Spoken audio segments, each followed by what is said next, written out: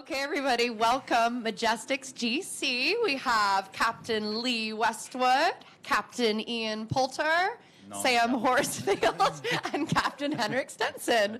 Welcome, guys. Thank you. It's a lot of captains. Yes.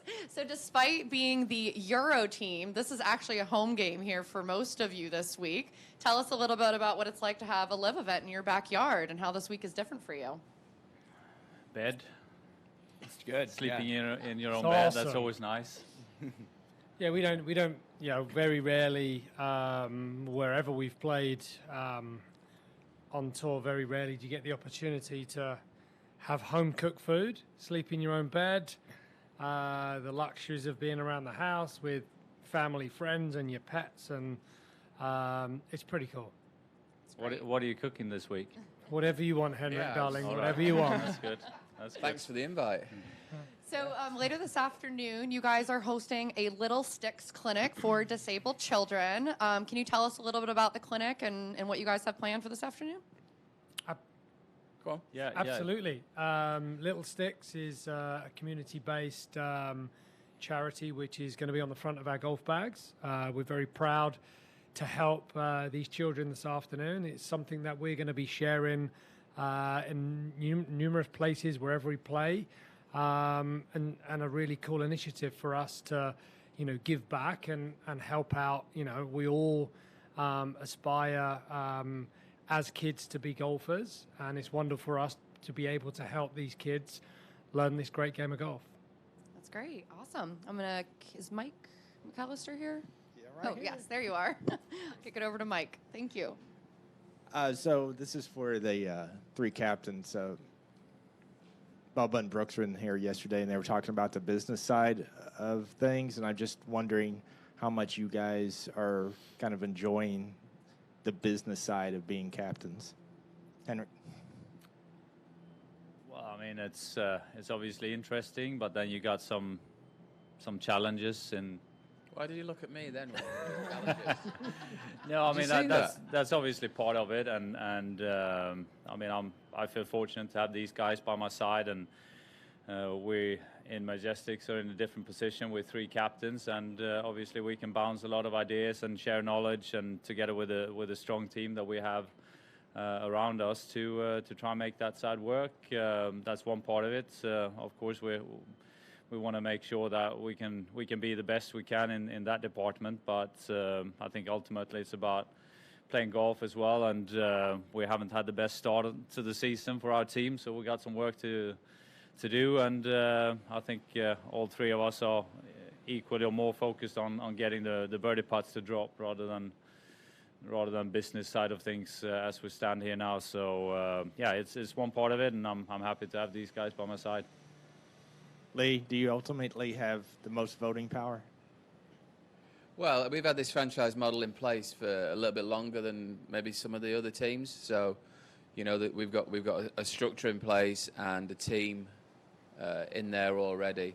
So really, the day-to-day running of the franchise we leave to them. That's their speciality. Ours is going out on the golf course and playing good golf. Hopefully that'll start this week because we've not started so well this season. But all the off-course decisions are made day-to-day by other people, and then if there are any decisions we should be involved in, then it's brought to us. So it's like a delegation of duties, really, which happens in all companies, doesn't it? So Our lead does carry a little bit more weight in decision-making. I'm the oldest, aren't Literally. I? Well, Although, I tell you don't we'll what, see. We'll have see. you seen the new stealth-like Westwood? I probably still carry the most weight. Just.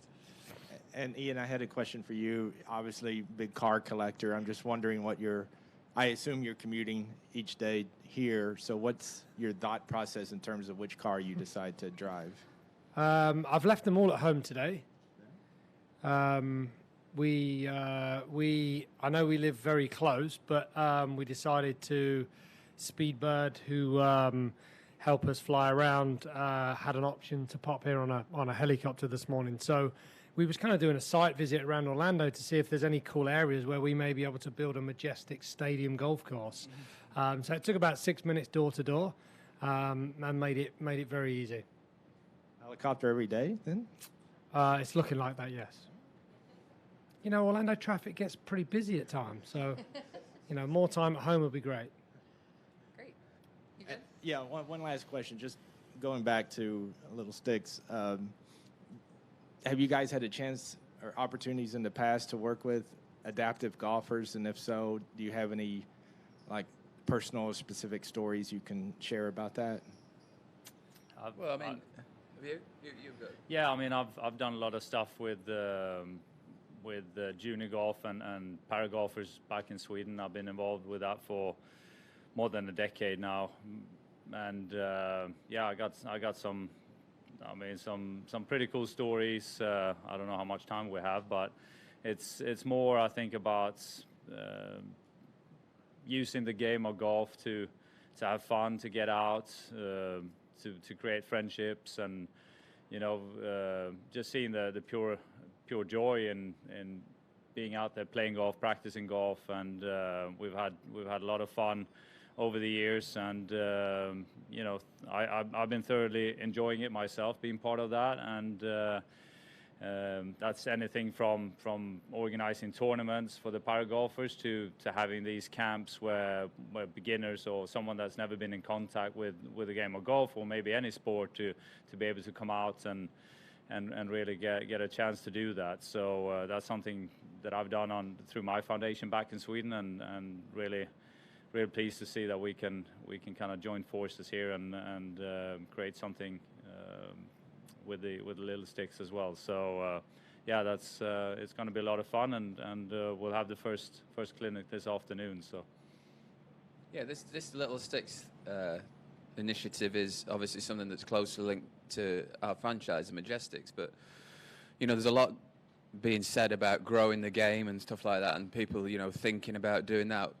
I've been doing that for 25 years. You know, Henrik and Ian, pretty much similar. You know, I've had Westwood Academies, 2 of them in the UK 20 years ago, and we've all been linked to junior initiatives and having our own tournaments and championships in the UK for me and Ian, and in Sweden for Henrik. So this is not a new thing to us. This growing the game. You know, you grow the game by trying to get as many young people involved, and there's many ways of doing that. Obviously, this Little Sticks thing's new to us and to the franchise, and it's another way of getting, I guess, young people and junior golfers involved in the game of golf. You know, and branching out the game of golf to different people, I guess. But this is nothing new. We've been doing it for years, so I get slightly irritated when people think that, you know, now we've joined Live and we've got a franchise. You know, this growing the game is a new thing. You know, we've been doing it for a quarter of a century. I think, you know, people have very, very short memories sometimes. All right, thanks. Over to Next Star. Hi, guys. I got a couple questions about the Pro-Am. Ian, your whole family's playing today. How'd you swing that? I hope they're not slow, because I'm playing behind them. Working with Liv, the guys obviously know I live in town. My dad flew in a couple of days ago. Luke drove down from Gainesville, and it was nice of them to give us the opportunity to have 3 generations playing in the program. So hopefully I can get them off to a reasonable start, and Brandon Grace around the back 9 can enjoy the Poulter family as a whole. But Brandon's going to be loving it when Luke's crushing it 50 yards past him and around that back 9. if you ask me, it's too much Poulter in one place, but it's, we'll try and Thanks, make it work. Stensons. And then, Sam, you're playing with an NFL player, Yeah. Tommy Townsend. Are you a Chiefs fan? Did you know much about him? Did you find out this morning? No, we're like best friends. We went to Florida together. Yeah, he played on the football team there, and then, you know, it was pretty cool to watch him win the Super Bowl this year. I got to go to the one they played in a few years ago in Tampa. You know, so it's gonna be a really cool day today to play with Tommy, and yeah, just gonna enjoy it.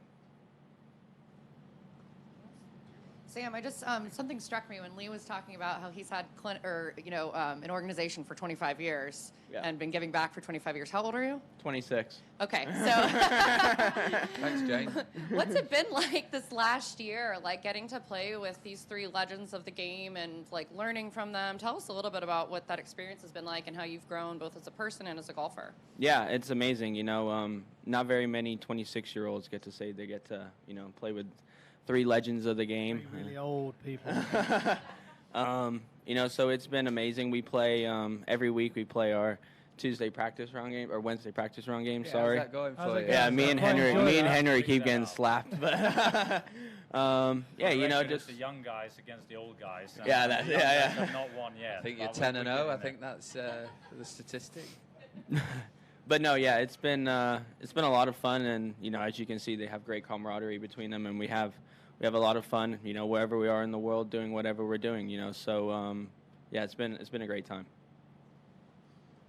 Question for Henrik and Ian. Are there any downsides to being in a home game here situation? No, it's just if you eat too much of Ian's home cooked food, maybe then you could feel a little sluggish. But it's good. I mean, I've always enjoyed that, whether it's been here and playing tournaments nearby, or it's been back in Sweden and you've had the opportunity to have a home event. So no, I don't really see that. Maybe trying to organize all the tickets for friends and family, but we got some good help on that side. So no, I can't see any downsides. Ian? No downside. Obviously, lots of friends and family that send you a text message that they want to come out and watch you play, and the team are assisting them to make sure that we have plenty of people out there. And Sam, I guess this is somewhat of a home game for you, being a Florida guy. Just what is it like for you to play in a tournament so close to where you went to school? Yeah, I mean, I grew up like 15 minutes from here, so pretty much the same as Ian and Henrik. It's awesome to be able to have my family here.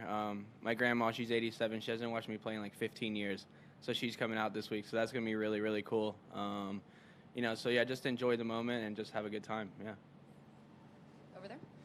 With three captains, I'm sure there's a lot of collaboration, but do you have specialties? Is somebody overseeing stadium development, somebody in charge of entertainment, something like that?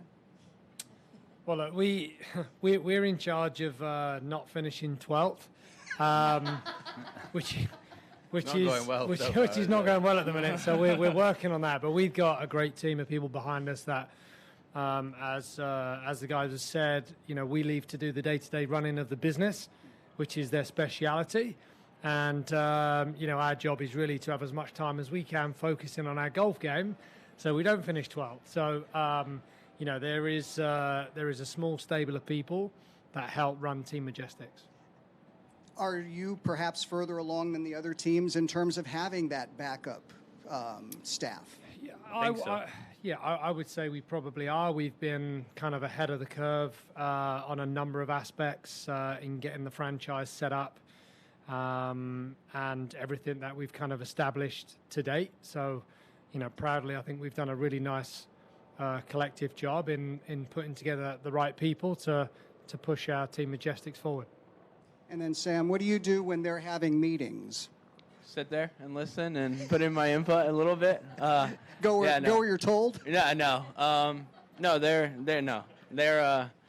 There's no I in team. yeah, exactly. No, they've been, because they're captains, they still, they involve me in things, and I definitely do not feel like I'm singled out or left out sort of thing. No, they're good. And then going back to the local angle, do you feel like you will have some sort of higher local support than the other teams out here this weekend? Hope so.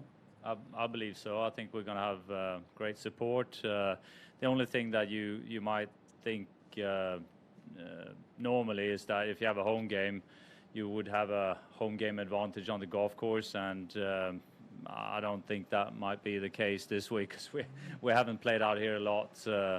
I've been around this golf course twice in my life, so I wouldn't say I know every blade of grass out there and kind of have Don't that. find it this week either. No. So that's kind of different. Sometimes when you have a home game, you will be very familiar with the golf course, and I don't think that would be the case for us this week. So we just done our normal prep like we would do on any other events, and yeah, we'll come out strong and hopefully not in 12th. What do you say, boys? Yeah, Sounds good. Thanks. This is for Ian. I know you won in Hong Kong before. Maybe that was perhaps part of the reason for going back, but was also trying to get in the Open, one of the 4 spots, a thought going there. And also, would you think about trying the qualifier in the UK, or one of the qualifiers in the UK, since you'll be over there for a live event anyway? I haven't really thought about that yet. Obviously, I didn't play well enough last week to take one of the 4 spots. So I am planned to go back about the 30th of May, which is going to be a nice period of time for me to have at home with the family. I'm not sure what my position is yet on qualifying for any of those tournaments. US Open, I will not be going to qualify for. The Open Championship, I'm not sure. I had a go last week. It didn't work out, so haven't entered any other qualifying as yet. Good morning to you all. My question, Lee, you mentioned that everyone grows the game of golf individually, but LIV brings about the team aspect of it all, and this is a very culturally diverse league. How does that advance the game of golf globally? I think each franchise has to do as much as they can globally, but focus on their local markets more importantly. The areas where they are. But I think you just got to take as many opportunities as you can. Obviously, we're here to play golf and shoot low scores as often as possible. And outside of that, we've got to try and grow the game and do the initiatives that we're doing as often as possible. No matter where that is. Obviously, if we go down and play in Australia, the Australian team will be the team down there. But maybe the franchises can help them out in that area.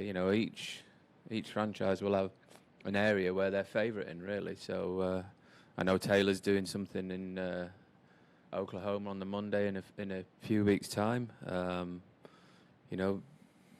That's obviously in his local community, and then there'll be other places that we play where teams are kind of connected to where it makes sense. Henrik, you kind of touched on it earlier. You guys haven't really seen this course very often for all of you. So how important are these days, the practice round, the Pro-Am, to try to get a feel for the course and prepare yourself for the weekend? Yeah, the Pro-Am is obviously the last chance. It's the day before we play, so this is going to be the closest to the tournament conditions that we will see in terms of green speed and firmness and everything else. We were out here a couple of weeks ago. We knew it was going to be a bit of a busy turnaround, especially for Ian and myself coming back from Asia playing last week. So yeah, we've been around the golf course, and today is kind of the final checks on seeing how it plays and going through the game plan kind of one last time. But I think it's pretty straightforward for the most part, and it's all there in front of you, and it might be wind dependent, conditions depending, and pin positions and so on. You might have to make some kind of last minute tweaks, but other than that, it's pretty straightforward. Anyone else? Great. Thank you guys so much. Good luck. Oh, no, it was one more, I think. Sorry. From a player perspective, how does the fan experience of LIV Golf compare to, say, the PGA? They appear to be more relaxed. I think the music's a good thing for that. They appear to be a younger demographic as well. Less mashed potatoes, anyway. Yeah. I will say I kind of don't like to compare the two, but there seems to be more rules implemented on tours away from LIV. More focus on not moving and staying quiet. Yet when I come and play out on the LIV tour, really you don't hear anything because there's that white noise all the time, and there's that people are just kind of wandering around and having a good time and are pretty chilled about it all. I think, I mean, as a golf fan, I think you can enjoy all golf. You know, it doesn't have to be one or the other. You can enjoy watching it on TV. You can enjoy watching it in person. It's two different kind of products, and we have the team aspect here. And if you want to get behind a team and so on, you got that option. But I think a lot of fans will enjoy all of it. So you don't have to choose. Awesome. Thanks, guys. Is that it for Thank real you. this time? Nope. One more over there. Quick follow-up. The white noise aspect that you were talking about, is that something that was an adjustment as you came over to this tour, or had that kind of become the standard maybe at some of the bigger events anyway? I mean, I practice every day with music in my ears. As Henrik might attest to, I have music on my golf cart when I'm hitting balls on the range. You know, there's always, if we're out on the golf course, as you guys all know, there's a lot of people that will carry a speaker in the golf cart or in their golf bag and play music. So I don't think it's anything new that we've had to adjust to. I think it's quite nice to have that kind of ambient noise music in the background playing all the time. As Lee said, you know, it kind of takes away some of the other distractions that could possibly happen. Guys moving around, or if telephones go off, you don't really hear it. So, you know, I think it's a great thing for us to have at any venue and every venue. Certainly, when I played the Open last year in Wentworth, that's when it struck me. I kind of teed it up and I was like, wow, this is quiet. Start to notice everything. Good? All right. Okay, great. Thank you Thank guys. you. Good Thank luck. you. Let's not finish 12th, okay? No, we will not. Thank you. Thank you. Thanks, guys.